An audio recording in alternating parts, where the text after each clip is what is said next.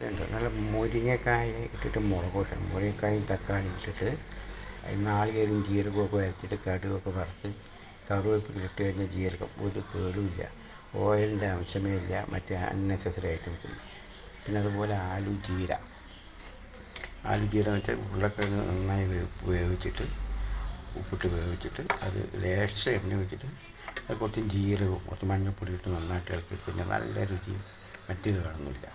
ജീരകം ചേർക്കുന്നതുകൊണ്ട് ഗ്യാസിൻ്റെ പ്രശ്നമില്ല. പിന്നെ നമ്മുടെ പപ്പി ഇല്ല, നമ്മുടെ നായക്കുട്ടി പപ്പിക്ക് കൊടുക്കാനുള്ളതാണ് ചിക്കൻ്റെ ലിവറും ചിക്കൻ്റെ ഹാർട്ടും കൂടി. അത് റെഡിയായിക്കൊണ്ടിരിക്കുകയാണ്. പിന്നെ ഇത് ചോറ് ഇതിലേക്ക് ആഡ് ചെയ്യണം. ചോറ് ആഡ് ചെയ്ത് കഴിഞ്ഞാൽ വേവിച്ച് കഴിഞ്ഞാൽ അത് പപ്പി നായ്ക്കുട്ടി നമ്മുടെ മുത്ത് പപ്പി. ഇത് അവൾക്കുള്ളതാണ്. ഇതായിട്ട് വേണം അവൾക്ക് കൊടുക്കാൻ. ഇത് കുറച്ച് വേവാനുണ്ട്. വന്നിട്ട് ഇതിൽ ചോറും കൂടി ആഡ് ചെയ്ത് കഴിഞ്ഞിട്ട് ഒന്നായിട്ട് മിക്സ് ആക്കിയിട്ട് ഇവിടെ ചോറ് വെച്ചിട്ടുണ്ട്. പ്രാവശ്യം ചോറെടുക്കുക.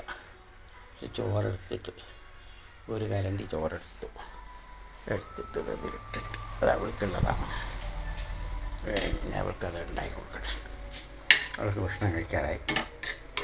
അവൾക്ക് ഭക്ഷണം കഴിക്കാനുള്ളതാണ് അവൾക്കുള്ള ചോറ്.